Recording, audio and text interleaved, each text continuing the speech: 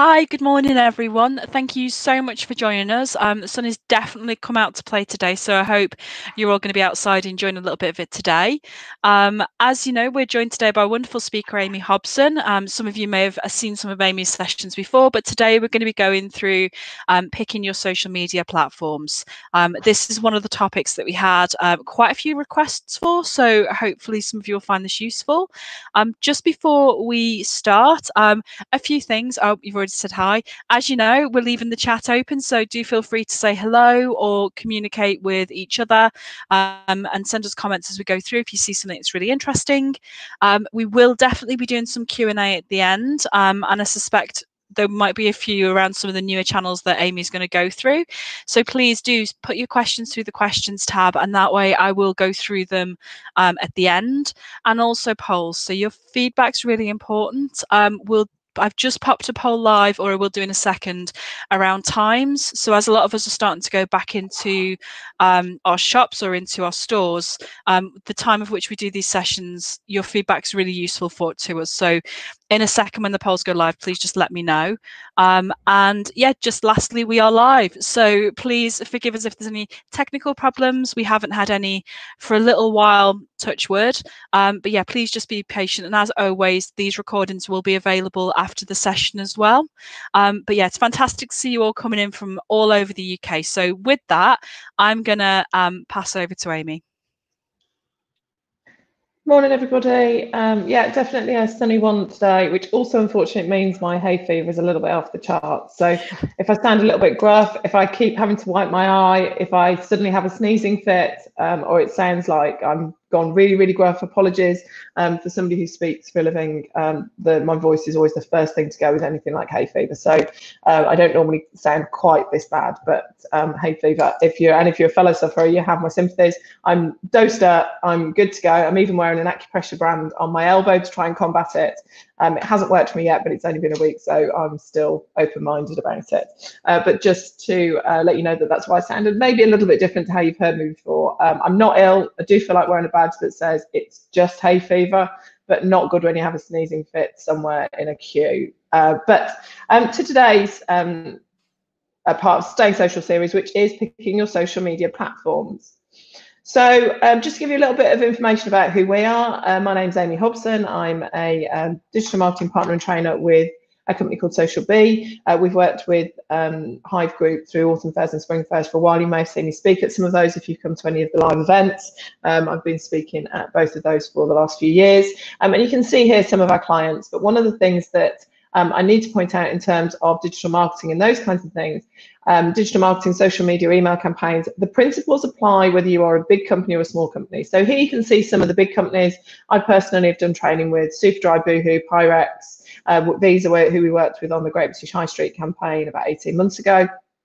So we have lots of big clients, but that doesn't mean to say that we can't help people who are much smaller clients, because, as I said, those same principles apply regardless. And trust me when I say to you that the questions and some of the things that we're going to look at today, those big companies have also looked at in terms of where they should be as organisations and companies. So what will you leave with today? Well, hopefully we're gonna tick all of these boxes for you. So I'm going to give you a demographic, kind of a bit of an overview for Facebook, Twitter, Instagram, Pinterest, and TikTok. Now there are more social media platforms than that. Obviously, you know, we're not looking at YouTube, we're not looking at Snapchat, we're not looking at LinkedIn. So there are others available. I always feel a bit like the BBC at this point, saying, you know, there are other products available.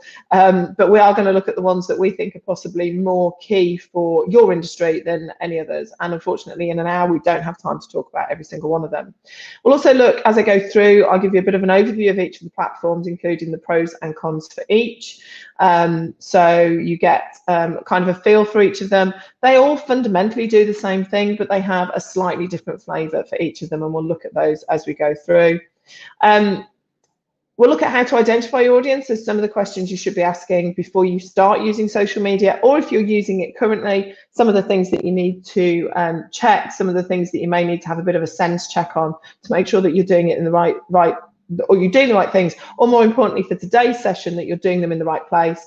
And then we'll look at how to choose which platform or platforms will work best for you. I'm not going to necessarily advocate that you only do one. I'm definitely not going to advocate that you do all of them unless you're a really big brand with very deep pockets. And we'll look at some of those things as we go through. First of all, just to have a quick look at the most active social media platforms. So this is some of the most up-to-date information that we've got from the start of 2010 was a while ago, 2020, which was when there was the Global Digital Overview report, and this is a collaborative report by some of the big players within social media. And you can see at the top, it's YouTube, then you've got Facebook, WhatsApp, Facebook Messenger, Instagram, Twitter, LinkedIn, Pinterest, etc. And then you can see TikTok slightly further down at the bottom. But bear in mind, and we'll look at this when we go into it, for TikTok, there's been a massive surge over the course of the first quarter of 2020, and we'll have a look at that when we look at TikTok in a little bit more detail. But if you bear in mind, in terms of platforms that Facebook own, Facebook, WhatsApp, Messenger, Instagram, then they pretty much dominate the field in terms of social media. They are the four most active social media platforms. They're 4 of the top 5. So they are obviously still very much a big player. And that doesn't mean that you should be using them, and I'll explain some of the reasons why you might not choose to use Facebook if you don't want to. It's all about understanding your audience and figuring out where your audience are, but we'll be looking at that in a little bit more detail over the course of the next hour or so together. So I'm going to start with Facebook.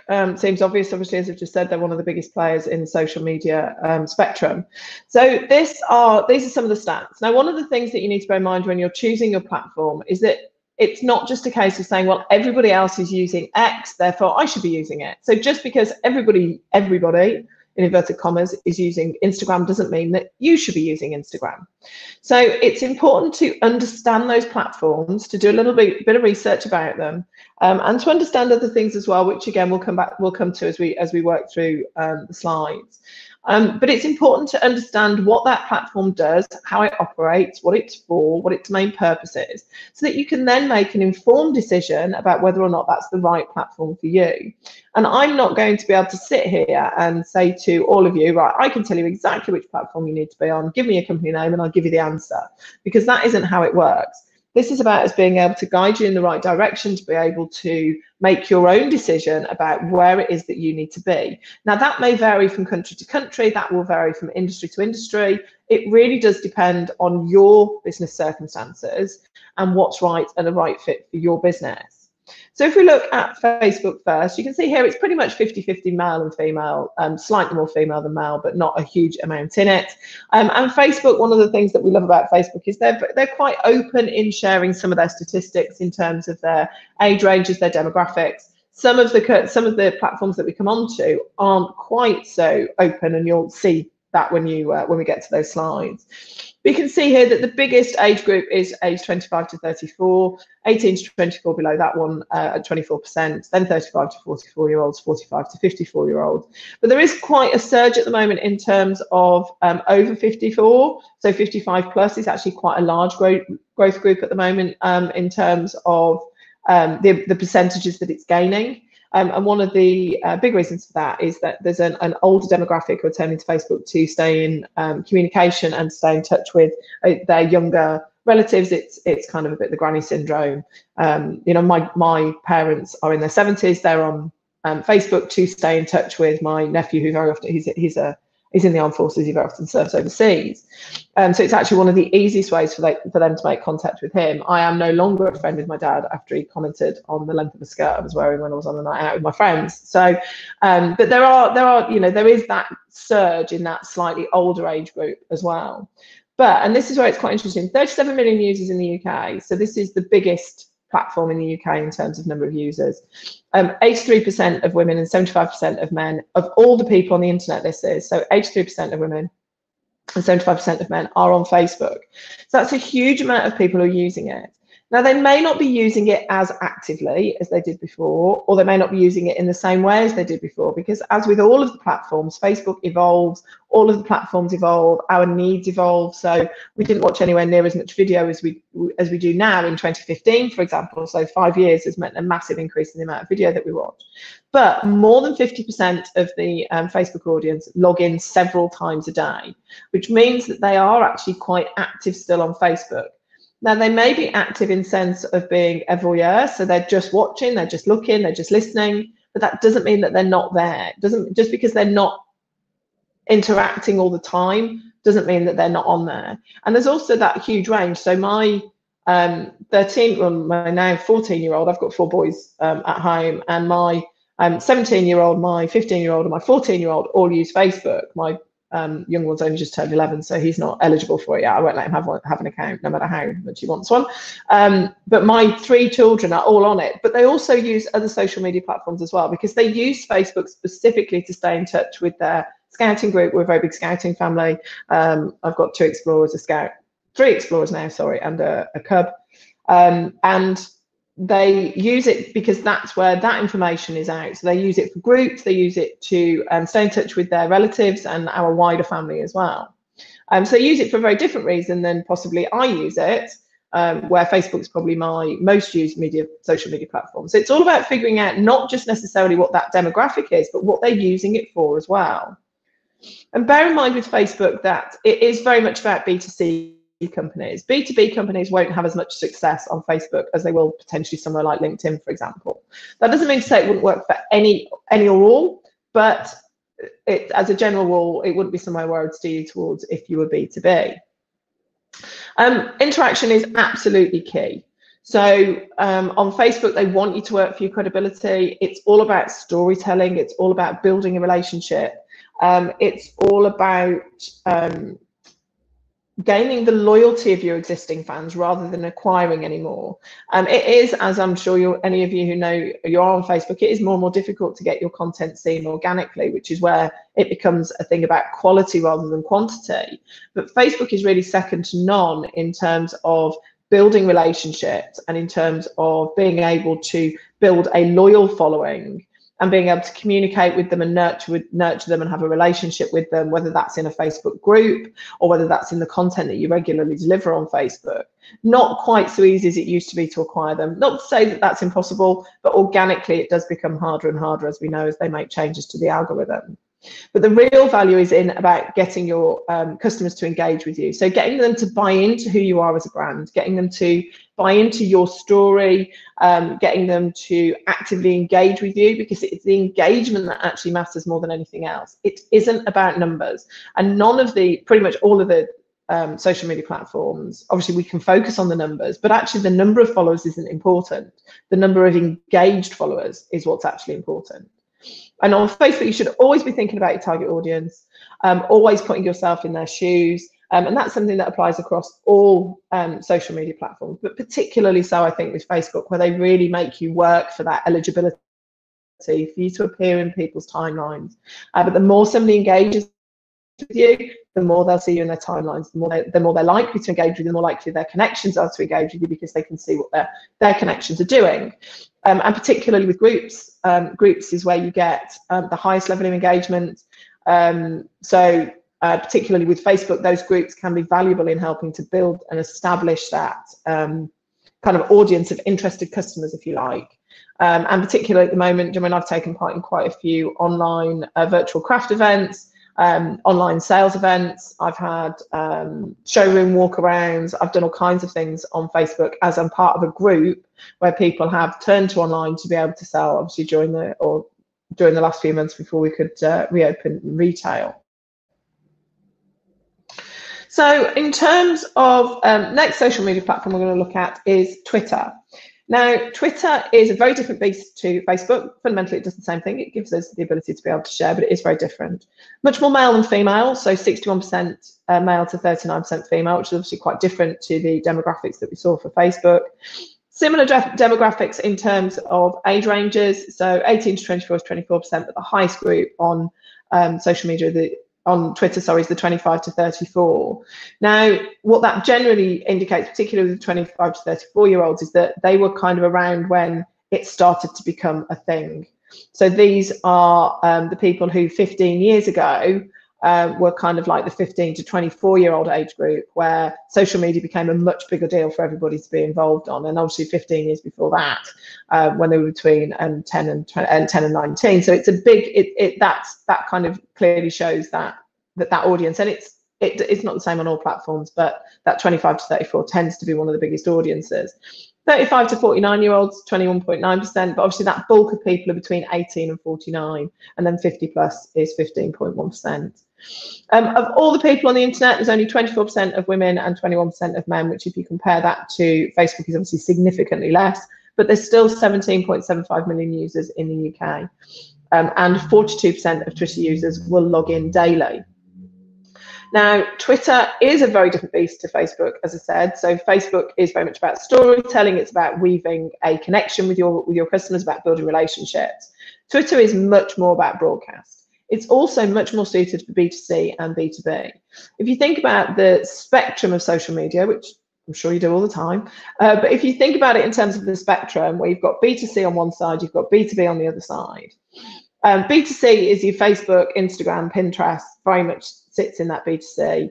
LinkedIn, much more B2B. And then Twitter kind of sits somewhere in the middle, because lots of people will have more than one profile. So they may have a business profile and a personal profile, because you can with Twitter, whereas you're not supposed to on the other platforms in the same way. But what you also find with Twitter is that people will use it as their job role, but opinions are my own. So they kind of sit in a kind of like an office banter position, if you like. So they are there for work, but they're also there for the chat that goes with work rather than just the sales message. So you'll get people on there talking about football as much as they're talking about the engineering that they're doing at the moment. So it's a little bit of a strange combination in that sense. So it kind of sits much more in the middle of that. Great for sharing links and sending traffic to your website or blog.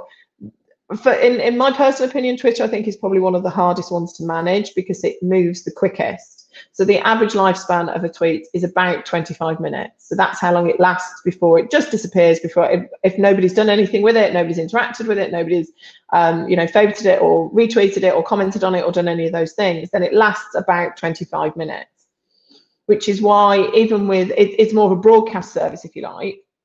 And it was very much from its inception a chat place. So that's why it was invented, really, was as a method of group chat. That's how it came about right at the very start. So it's got much more of that feel to it. Obviously character restricted as well, so you have much less characters than you can on the other platforms.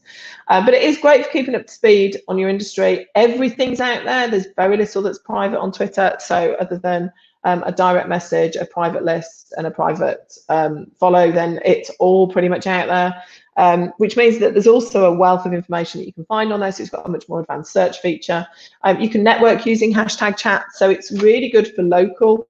So, hashtag Solihull Hour, hashtag Coventry Hour, hashtag Birmingham Hour, hashtag, London Hospitality. So there's lots of opportunities for you to be able to network.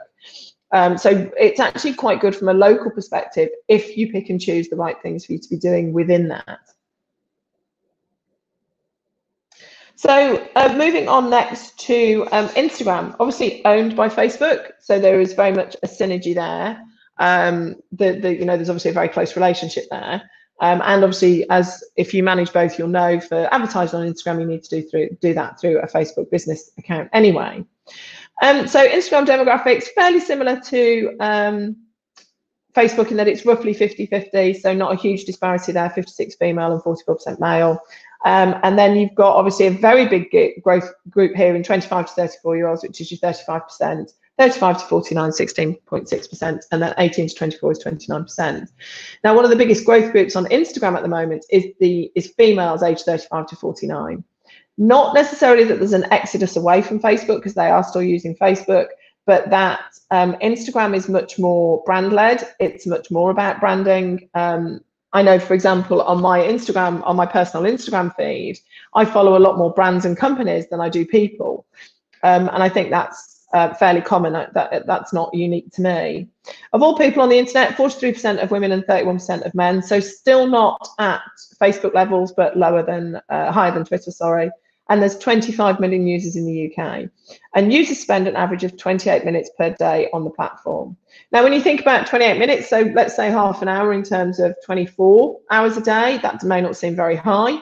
But when you take into account that we have to eat, we have to sleep, we have to work, we have to drive, we have to do lots of things where we can't be on social media platforms, then that's actually quite high in terms of the available time left and people choosing to go onto Instagram. It is about storytelling in the same way that Facebook is. However, it's a little bit more through photo. So obviously when you create anything on Instagram, you have to have a photo. It's about creating the right shot, the right look. It's, you know, as the name suggests, it's very much kind of that instant moment. Yeah, of being able to capture the right thing at the right time. Now, from a business point of view, what that actually means is lots of careful planning to make sure that it looks like that. From a user point of view, that's very easy because you can just simply use it to catalogue your day or your time as you go through the day. But from a business perspective, it takes obviously a little bit more planning to make sure that you're using it in the right way at the right time. But you are very much telling a story, and it's not just about that brand perfect image. It's about showcasing the person behind the brand, who you are as a business, what you do outside of your business that people might have an interest in. It's about sharing your behind the scenes stuff. It's not just about, so from a fashion point of view, for example, yes, show your catwalk style images, but also show the back of what goes on behind the background for a fashion show, what goes on in terms of picking the right clothes, what goes on in terms of picking the right model, or get everybody getting ready, that kind of chaotic part that then leads to that perfect Instagram moment at the start, because that's what we're interested in. So stories can be really great for that. Instagram stories can be a really good way of that. Keep those on your highlights as well, because you're really trying to kind of draw people in through the imagery that you create. But Instagram gives us lots of little tools that we can add extra things to at the same time. So just a little bit of an overview for Instagram as well. 60% of users say that they discover new products on Instagram, which again supports that theme that it is very brand led, and more than 500 million stories are viewed every day. So that's a lot of people watching stories. I know I've gone down that story rabbit hole on Instagram. I'm a bit of I guess I fit into that growth group of women aged 35 to 49 who are kind of moving towards Instagram. I'm still on Facebook a lot, obviously for business as well as for pleasure. So I am still on that. However, I'm also now much more on Instagram, where I'm looking at brands I've bought through Instagram recently. And a third of the most popular stories are from businesses. So as a business and as a brand, Instagram is a great place to be, as long as your audience are there and you meet some of the criteria that we'll look at in a sec. But it's also really important that you are using all of the tools there and using things like stories, where you can go live and you can do little videos. So it's really important to be using those, as well as things like IGTV. And as I said, it's all about not just showcasing your products and that perfect moment, but also your brand values, the people behind your brand, showing people more of a personal touch rather than just that perfect shot at the end of the day. So looking at Pinterest, one of my personal favorites. Pinterest is very female. So of all of the platforms, this is the one that is the most skewed either male or female. So 71% female, 29% male. That has improved. It was about 80%. Now, Pinterest is one of the platforms that shares very little information, and a lot of the information that we can find is US based rather than Europe or UK based. But we are very similar in the UK, certainly. There are some differences in terms of changes that are happening across Europe. There are lots of things where some of the emerging markets for Pinterest, it's actually about 50-50. Of all people on the internet in the US, 42% of women are on there and 15% of men. So obviously that represents that disparity between male and female. But interestingly, one of the stats that Pinterest have recently been talking about is that 40% of US dads are on Pinterest. So there is that kind of family link towards it as well. That kind of perhaps suggests the kind of content that they're looking for that on there as well. See, 18 to 29 year olds, 34%, and 30 to 49% is 35%. So that's fairly even. If you are weddings, if you are home, if you are even fashion accessories, fashion, all of those things, then I would say please consider Pinterest as a potential if you're not already using it. It's brilliant for driving referral traffic. So it drives 33% more referral traffic to shopping websites than Facebook. Again, that is in the US, but certainly in the UK, we see similar trends. So Pinterest is great for driving traffic through to shopping websites, or 33% better than Facebook is. It's great for showcasing your products and all of those things, because Pinterest is very much about discovery. It's about discovery, it's about inspiration. So for example, as a regular pinner, I've got lots of different boards that I save. So this is as a user, obviously not as a business, but I've got lots of different boards on there. I've got things I'll have at home one day that includes a climbing wall for my boys that are climbing mad. That includes a climbing wall. I've got all kinds of different things. I've got an inspiration board. I've recently been doing some home renovations, so I've got one for all of the rooms that I've made changes to, with colour schemes and things I'd like to have in there and ideas. So it's all about introduction to potential new ideas, an introduction to discovery, to people finding your particular products. And discovery and inspiration really are key motivators. Of 2 billion search queries carried out every month, so that's an awful lot. It very much works as a search engine as much as a platform. 97% are unbranded. So this isn't people searching for a particular brand of product, but people searching for a type of product. And how fantastic would it be if you were appearing in those kinds of searches? Very much sits in the B2C category, not so successful for B2B. Although that said, as some of you may know if you've attended some of the previous ones, I run a women's networking group, and Pinterest is the biggest driver of traffic through to our website. And we are all about women in business, but we get lots of traffic from Pinterest to our website, people looking at where our meetings are and those kinds of things. So it can work for some, but for B2B in general, I wouldn't. And people use Pinterest for inspiration. So if you are a Pinterest user, you will very often go there to see, to get ideas about what it is that you want to buy. So 84% of Pinterest users will use the platform when they are trying to decide what to buy. So it's important to, if you are looking at Pinterest, I would definitely recommend it for those businesses that I mentioned. It can work really, really well. But as with all the others, you need to make sure that it matches all of the things that you need to do with your customers. And then TikTok, very much the new kid on the block. And again, we don't have a huge amount of demographics about TikTok, partly because it's fairly new, partly because they're just not shared very often. Again, about 50-50 male-female, so not far off, 44% female, 56% male. 16 to 24-year-olds make up 41% of their audience. Nowhere near as many active users in the UK, obviously, with 3.7 million. 2 billion downloads with 315 million in Q1 of 2020. So on the Apple Store, they hold the crown for the most downloads in a quarter. With that 315 million. And an average user uses TikTok for 41 minutes a day, so considerably more, but that's also reflected in the fact that they are a younger age range. Certainly my 11-year-old would be stuck on TikTok all day, every day if I let him, which I don't. He's also back at school now. People spend, this particular audience spend a lot of time on social media.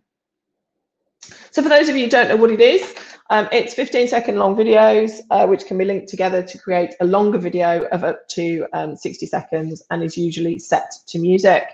It very much started as music, so it was lip sync originally through Musical.ly or musical.ly, and it was merged together, and that's kind of where it comes from. So lots of new artists are using it, lots of music that's on there. Just to kind of pick up with some of those numbers, over 745,000 of the March 20 downloads are from the UK, so obviously massive growth. And the number of UK TikTok users is expected to reach 10 million by 2021, which is only 6 months away now. So they're expecting a lot of growth. But the biggest growth area at the moment is India. That's where they've got the biggest number of downloads, and far exceeding. So, kind of like 150 million more than anywhere else. So the biggest growth area is in India, and 60% are Generation Zers, so born between 1997 and 2012, which makes them between 23 or between 8 and 23. So a very young demographic are using TikTok. That said, certainly I know a lot of my friends have been suddenly sharing on Facebook things that they've done on TikTok, mainly with their kids during lockdown. It is very much about the dances, the short videos, influencers. There's a couple of fairly large influencers on TikTok. But I think with TikTok in particular, you need to make sure that it very much fits who you are as a brand and the message that you're trying to get across. And this is where starts to get kind of really important that you're asking the right questions about before you decide which platform you're on. Or as I said at the start, if you're on a platform and you maybe need to question whether or not you should still be on there, because it has to be about identifying your audience. So who are your super customers? Who is the person who buys from you, who comes back to you, who recommends you, who's a regular, who, you know, if you've got something new, they will definitely consider it and are likely to buy it. Build that picture of who your existing super customer is, because they're the people that you want to keep attracting. If there was one kind of customer that you could clone and you could sell to all the time, and I'm sure you've got these people in your mind, who are they? What are they? What do they do? And where do they hang out on social media platforms? And more importantly, where do they hang out with the right mindset to buy what it is that you sell? So if you are a craft retailer, for example, you've got a craft shop, then you could be on LinkedIn, because lots of your audience will be on LinkedIn, because lots of professionals do craft, lots of professionals will use craft shops, will buy from craft shops. But when they're on LinkedIn, they're on there to do something very different than buy craft. So I would say to you, don't go onto LinkedIn, go onto Facebook, Pinterest, possibly Instagram, depending on what your demographic is. I need to look at it in a little bit more detail. But think about what mindset people are using when they're on there. So on TikTok, for example, a lot of the influencers have very high numbers of followers, but much lower engagement than they get on somewhere like Instagram, because people are on TikTok to watch rather than necessarily to buy or to engage with people. And it's very much about sharing your content as well on TikTok. So there's lots of videos being uploaded all the time, lots of those short videos all the time, entertainment, that kind of stuff, which doesn't create as much engagement as some of the platforms like Instagram, just for example. But who is your target audience? Build that picture in your mind and then stick with them. So is it parents? Is it professionals? Is it existing customers? Who is it that you're trying to communicate with? And then think about the other demographics that go alongside those. So how old are they? Where are they, male or female? Does that matter? What city are they likely to be in? Or what country? Does that matter? Are you shipping internationally? Are you more than happy to stay international? And then kind of what languages do they use as well? Because depending, not necessarily on even just whether they speak English, Japanese, Arabic, whatever that is, but also the kind of language that they use, because that needs to be reflected in your social media presence. So on LinkedIn, you'd expect a slightly more formal language. On Twitter, a much less formal language. On Instagram and Facebook, the same. It's much more that chatty language rather than a very professional, formal approach, unless that's who your customers are. But if they are, I would suggest that Facebook wouldn't be the right place for you, then LinkedIn would be. So there's all of these things that you need to ask yourself. So who is my super customer? Give them a name. What do they do for a living? Think about all the things that they do outside of what it is that you sell. Where do they hang out to look at those things? Is there a place for you in that space? Yeah, because those are the kinds of things that you need to be asking yourself. Very often, I do a lot of networking locally across the Midlands area. I speak to lots of people about digital marketing. Obviously, that's kind of what I do. So I have lots of conversations about digital marketing with lots of different businesses, both big and small. And there is always that thing of when I look at somebody's profiles, I'll look and there's all kinds of different somebody's on Facebook, they're on Twitter, they're on Pinterest, they're on Google+, they're on LinkedIn, and I'll look at people's web pages and there's this long, long list of social media channels, because they're all free and we should be on social media. But actually, if all of your audience hang out on Facebook, why are you on LinkedIn? If all of your audience are buying on Pinterest, why are you trying to sell on TikTok? Yeah, you need to understand your customers. So always with this, not only are you thinking about who your super customer is, but then you're putting yourself in your customer's shoes. So where are they hanging out? What are they using? What conversations are they having? And what are they talking about? Because as part of understanding who your audience are, you also need to think about, why do people follow brands on social media? So why do your customers, if you've got a presence already, why do your customers follow you? Why should they follow you? Yeah, so why should anybody new follow you? And if you're starting at zero, what are you going to be able to do to make people want to follow you? Because why do people follow you? And it can be for all kinds of different reasons. So yes, it can be to make purchases, but it can also be about just to discover new products and services, to be the first to see something, to get the offers and promotions because they like a good sale. much more likely to buy at a discounted rate than they are at a full rate. Might be to complain, or to provide good feedback, or to become a part of that community that talks about your products, or shares your products, or talks about how fantastic you are, who talks about who talks about, so it gives you an insight into your customers almost. Yeah, so if you've got a Facebook group that's dedicated to your VIP customers, use that as a basis to understand, well, how do they use this platform? What information can I give them? Because you do need to be adding value to your customers. People are more likely to engage with something that they see as adding value to what it is that they're doing and to adding value to their life. So think about those questions. Who are my super customer? Where are they hanging out? What are they doing it for? Because I need to be tapping into that to fully understand which platforms they're more likely to be on and the platforms I need to be on them. And perhaps just as importantly, how you're going to appear on those platforms and what you're going to be doing on those platforms to be able to connect with them. If you create loads and loads of videos, but your audience don't like to watch them, the videos are a complete waste. So you have to be able to understand your customer, to be able to understand which platform you should be on, taking into account some of that demographic information if you really don't know where they hang out at all at the moment. So taking into account some of that demographic information. So fundamentally, this is obviously what we're leading to. This is what this session is all about, is how do I know which platform to use? And this is where you absolutely have to do your research. Yeah, so it's not just a case of jumping in, opening up an account and life being rosy. It doesn't work like that, unfortunately. We wish it did, but we know in digital marketing it just doesn't.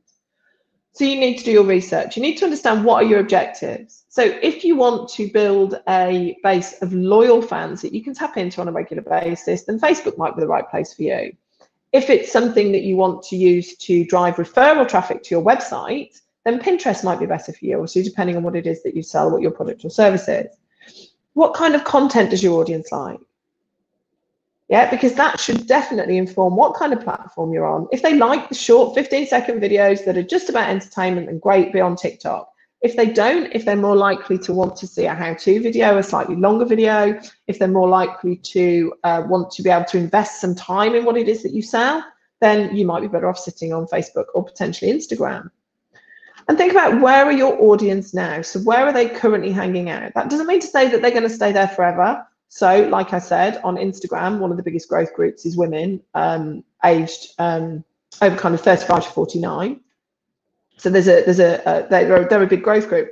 They're still on Facebook, they're still using Facebook, but they are using Instagram alongside that as well. So where are your audience now? Where do they hang out now? And where are your competitors? If you're starting at a 0 level because you're new, or you're new to social media, or you're a new business, think about where your competitors are. And don't just think, right, well, all of my competitors are on Facebook, Instagram, and all of these places, therefore that's where I should be. Look at how are they using those? How are they using them? How are they using them differently, if at all? Because they should be, because each platform is slightly different. If you need more information on that, then tap into some of the earlier seminars that we've done. So it's about understanding who, what are your audience? Who are your competitors? What are they doing? How are they doing it? And what kind of engagement are they getting? Because that's really what you're looking for, is you're looking for the platform that gives them the biggest engagement. So you're looking for the platform that gives them the most views, that gives them the most likes, the most comments, the most shares, the most favorites, the most, all of those things, the most mentions. Which ones are they using really well? Now, don't become obsessed by your competitors. Kind of do a little bit of research. I always recommend everybody would do competitor research for any marketing plan anyway. And then you can shelve it, you can check it every now and then, but don't become obsessed by them doing it, because you're different. You're you, let them be them, and you can be you.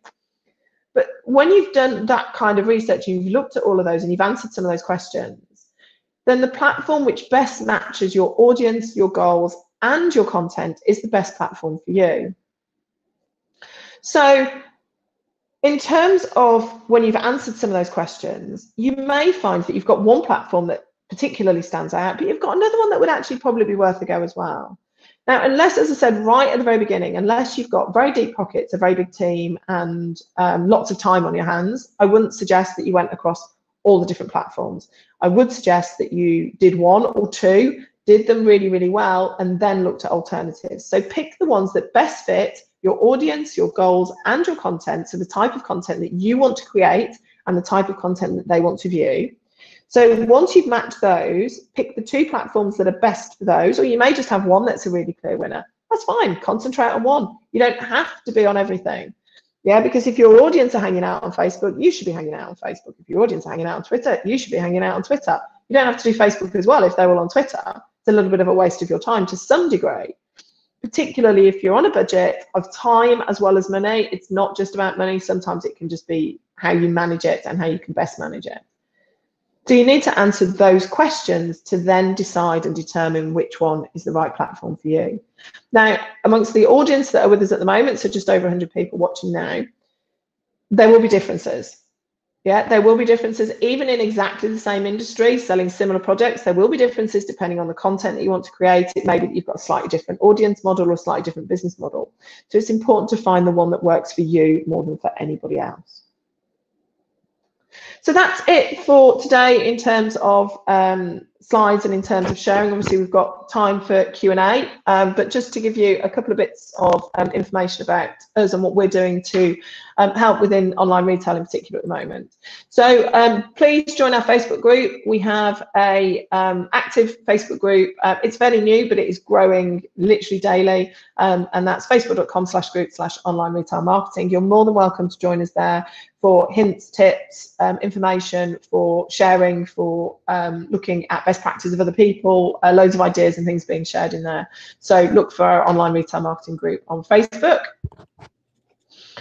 We also have small business training courses as well. So if you fit within that small business category and you want to know more about how you can use social media and be part of a group course for that, then it's all online, and you can find that on our small businesses page. So social media training for small businesses.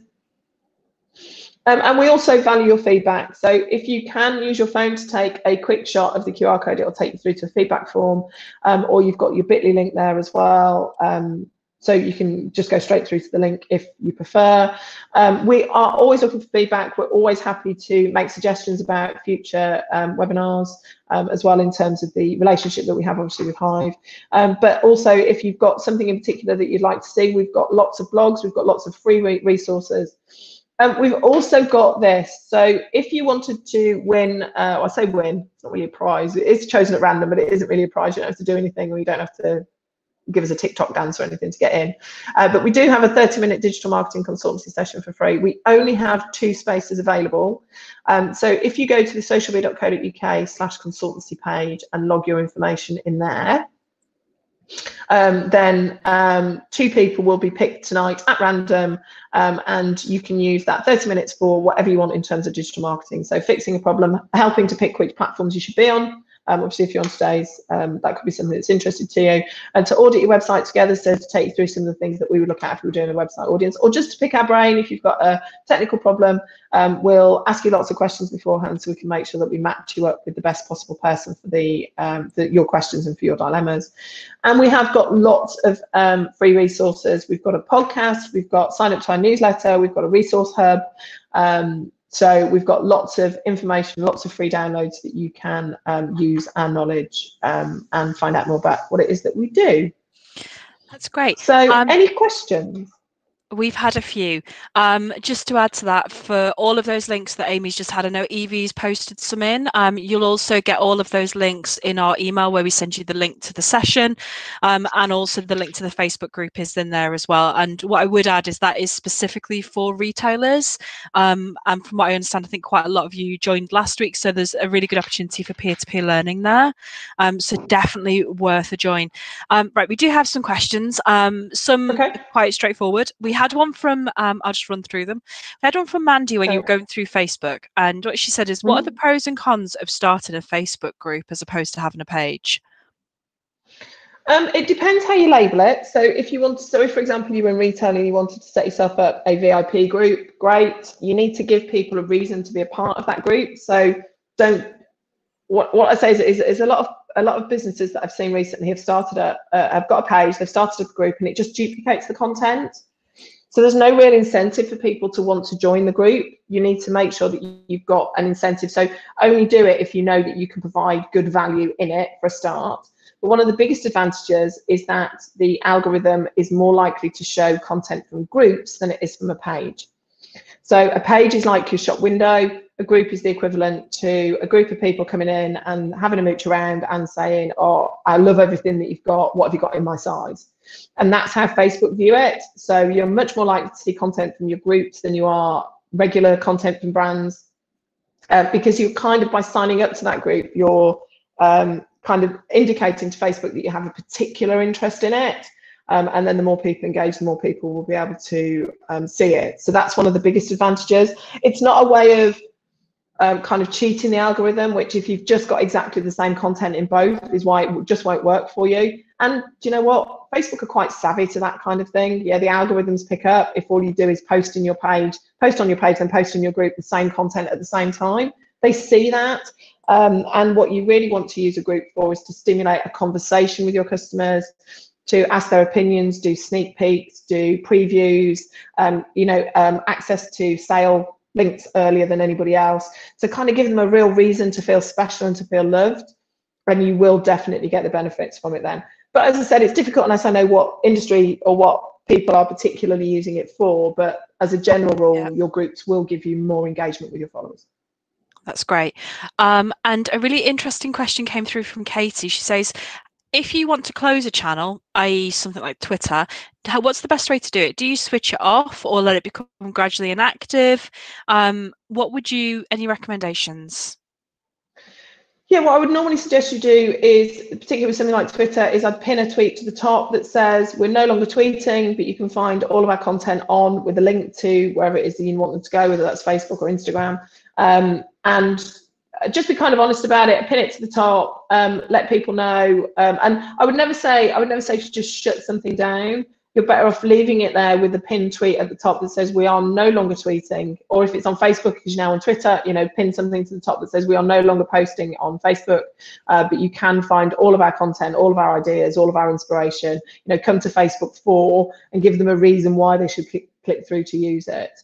But I wouldn't suggest you just turned it off, because your followers, if you've got some followers on there, you might as well let them know. And equally, some people may discover you on Twitter and then realize that actually you're just not active on Twitter and find you on another platform. There's very few people who use only one social media platform religiously. Okay, great. And a question from Sophia around Pinterest. How does optimization work for Pinterest? Can we use hashtags, or is there another way? Hashtags not so much on Pinterest, and if you look at some of the Pinterest business articles over the course of the last few months, they themselves said that hashtags aren't as important to them, but it's keywords. So making sure that your labels are that your images are labeled properly. I'll say it the right way around.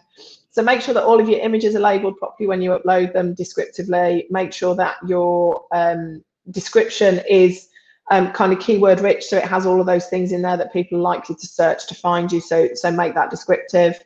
So it's really much more about keywords than it is about anything else on Pinterest. Okay, that's good. There's a quick question here from Jill around the data. She says, could she just ask how recent the data is presented? Is it all from that digital 2020 report? It's a bit of a mix. The vast majority of data is from 2020. Unfortunately, there isn't one source that gives you absolutely everything that we would kind of class as useful. So it's taken from a few different sources. The TikTok stuff is all fairly recent. So it's all from April and May 2020. The vast majority of the other stuff is gleaned from either that report, which looks at 2019, so it comes out at the start of 2020, or some of the more recent information. So it's all pretty much as recent as we can get. But obviously it does change all the time, and there are lots of different ones out there that you can use for gaining information. And at the end of the day, stats are great, but there's also different ways of interpreting them. They're just to really give you a flavour more than anything else. But yeah, they're all as recent as we could get them. And these slides were created literally over the course of the last few days with the most recent information we could find. That's great. And I think as a follow-on to that one, again from Jill, she says, how does she manage her social media? She doesn't sell nationally and wants more local customers for her boutique. Is there a social media mix you would recommend? Facebook local, I would probably look at as well, and I would definitely look at it in terms of a Facebook group that has your good local VIP customers. So if you have somebody who comes in on a regular basis, tell them that you'd love to invite them to the group where they can get, you know, sneak previews of your products, that you'll share stuff in there that they're not going to see on your main page, to kind of give them that little bit of an interest in it. But I would definitely be using probably some of the Facebook local tools where you can, you know, you can pinpoint people who've been around your store, who've been in your local town, and probably some, particularly if you are very much local rather than national, I would use the free audience optimization that Facebook offers you. Unfortunately, I can't show it you now, but it's obviously of where we are with the webinar. But if you go to, just trying to think of the best way to describe it. If on Facebook you're in your business page, and I do this on a desktop rather than on a phone, if you go to your settings, in general at the top you'll have the option, it's normally 4 or 5 down, to turn on your audience optimization settings. If they're not already turned on, turn them on. And then if you create a post in Publishing Tools or Creator Studio rather than in just a normal post on your page, so if you use those, either one of those tools, it'll then give you the option to localize your content. So you can aim it at a certain demographic within a certain area. And it will let you do kind of between, I think it's 17 and 80 kilometers of that particular area. The downside is you have to do that for all of your posts. You can't do that for your page, but I would do that to see how that helps, particularly with Facebook. And I do get this occasionally, is that the number of people that it will reach will drop, but you'll get a higher engagement rate, which is a good thing. So there's always this kind of panic. I normally because I've used the local optimization, it's dropped from 1,000 to 100. But that's okay, because those 100 are all close to you and you want to sell locally, so that's okay. But hopefully it would mean that your engagement rate went up. So that's the audience optimization setting. So if you do a search for that, that might help you to find it. If not, by all means, drop me an email and I'll happily provide you a link that will help you to kind of make those adjustments. But yeah, I would probably say Facebook local would be one of the best ones for that. And Instagram in terms of local hashtags, so hashtag Solihull, for example, and kind of using that check-in and local flavour rather than on a national level. Okay, I have a question. I have a question of my own actually, but I'll leave mine till last. But okay. A question from Visa. She says she's a B2B company offering professional services. Is Instagram a good platform for her to use, and how personal or casual should you be on that platform? My instinct would automatically say LinkedIn. Obviously, if you're B2B, then I would definitely put you on LinkedIn first. Instagram can work quite well alongside LinkedIn, but it normally would be used for adding that personality to a company. So I wouldn't necessarily, and obviously it's difficult if you don't know the details of what that B2B is, but I wouldn't normally put you onto Instagram for B2B instinctively. However, if, for example, we're on Instagram, but we use it to show the personality of who we are as a company, who we are as an organisation. We use it obviously in a slightly different way to how we would use it on LinkedIn. We'll use Instagram for recruitment. A lot of big companies will use it for recruitment. It's kind of that hashtag life at Social Bee UK rather than as a main sales platform to gain customers. It's about letting people see a flavour of who you are as an audience, or who you are as a business, and whether that appeals to your audience, rather than as a sales mechanism. Whereas on LinkedIn, I would say is much more of a sales mechanism. Okay, there's a question here from Martin, which I think is going to be quite an open one for you to answer. But he says, do I need social media if I'm on Etsy? Yes, I would say you definitely do. Yeah, definitely do. It allows you to tap into so many different things. And if you're on Etsy and you're handmade, there's lots of online craft events that are happening at the moment, lots of online night markets happening on Instagram and on Facebook. If you're not on those channels, you can't be involved in those. And And particularly if you are on Etsy and you do normally attend local markets, then they're not going to happen for a long time. So I would say absolutely embrace social media. You can still use it to drive people through to your Etsy channel, but yeah, absolutely use social media so that people can discover what it is that you do, if nothing else. Okay, great. Okay, so my question, and then I've got one last one to finish off with, was actually around TikTok. So I think I'm probably one of these people who's very curious about that platform and how it can be utilized for retailers, especially with that demographic coming through. It's so popular in that much younger demographic, and it won't take too long for them to be spenders, and they're always an important audience to interact with.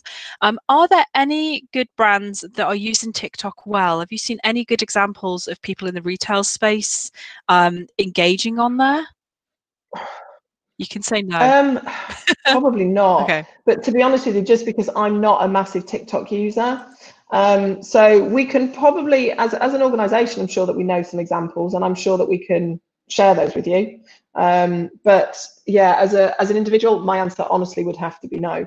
What I do know is that from my children's perspective, bearing in mind that I have got 3 in that, very much in that category, 2 of mine follow brands on TikTok and will watch videos and those kinds of things. So it is definitely, and we know that it is, but I'm not the best person to ask, unfortunately, for that one in terms of examples. Okay. No, yeah, I just thought I'd ask because I'm always curious, and that's definitely a platform that I'm monitoring. I'm sure we can come up with a couple of examples for you. I'll ask head office to dig some out for you. Thank you. Okay, and last question from Hisham. We've got a few others, but I think they're just really, really specific to businesses. So we'll take some of those offline and come back to you. Really interesting question from Hisham. Do you think online engagement will decrease when we come out of COVID-19? On a very, very subjective personal note, no, I don't think it will. I think part of, and I hate to use the words new normal, but I think part of the whole new normal will be much more interaction in terms of digital. It's where we've turned to, and I think for a lot of people, although there's a lot of people craving that physical human contact, and obviously at the moment there's still quite a lot of uncertainty around in terms of retail. So a lot of retailers are still struggling even though they're open, because people are reluctant to go out, they're nervous about going out. For 3 months we've been told it's dangerous to go out almost. So I think it's going to take a very long time to recover, but I also think that we've got used to digital now, and the ease of which you can discover, the ease that you can buy, the ease that you can create. I mean, I'm a big buy local person. I always like to support local businesses, small businesses, but I've definitely ordered more off Amazon in the last couple of months than I have off anywhere else, because it wasn't available for me to be able to use them as an option.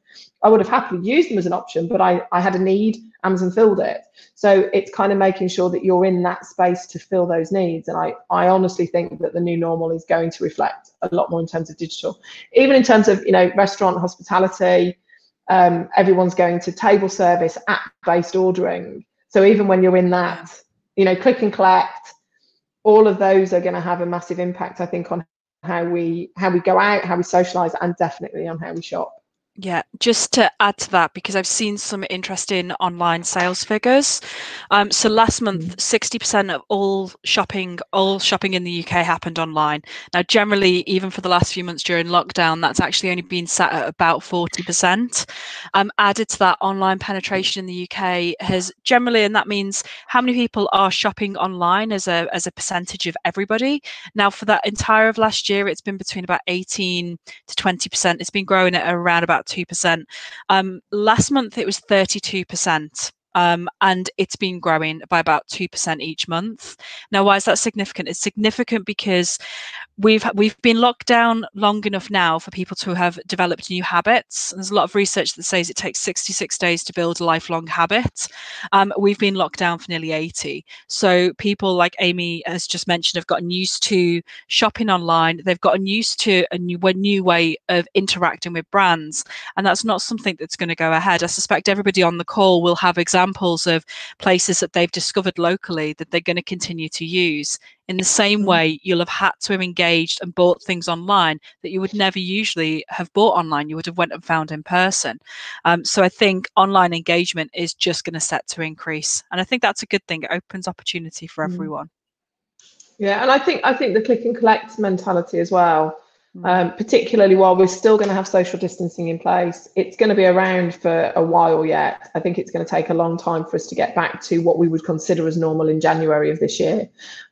So, even really simple things. My local Halfords, they've got a very odd system, in my opinion, where you or it may be different at different Halfords, but this one, you go up to a desk at the front door, they go off and get what you want, and then they bring it to the till and you pay for it. But I didn't want to have to do that, so I went online, I browsed, and then I did a click and collect at the same store.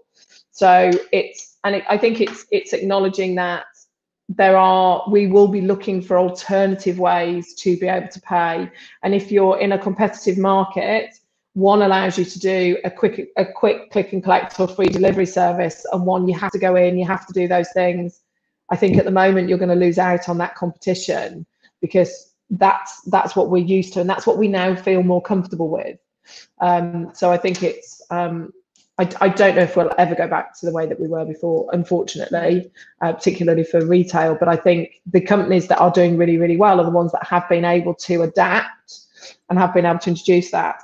And on that, in terms of delivery charges and those kinds of things, there's some interesting information out there in terms of if you include delivery, how much higher your conversion rate is at checkout than if you have a chargeable delivery. So looking at those kinds of things as options as well, and maybe having to rethink the way that you've always done things to be able to fit what is now, as I say, I hate the words new normal, but what is rapidly becoming our new normal. That's great. Well, Amy, thank you so much. I can already see in the chat, I'm sure you can too, a lot of people have found the session really useful. Look out for the email you'll get from us in a few minutes that'll have the links to all of those great resources. Also, do go join the Facebook group. And if you want to replay this, it'll be available for you almost instantly. So thank you so much. And Amy, thank you so much for your time today as well. You're welcome. You're welcome. Enjoy the rest of the day in the sunshine. Hopefully. Bye.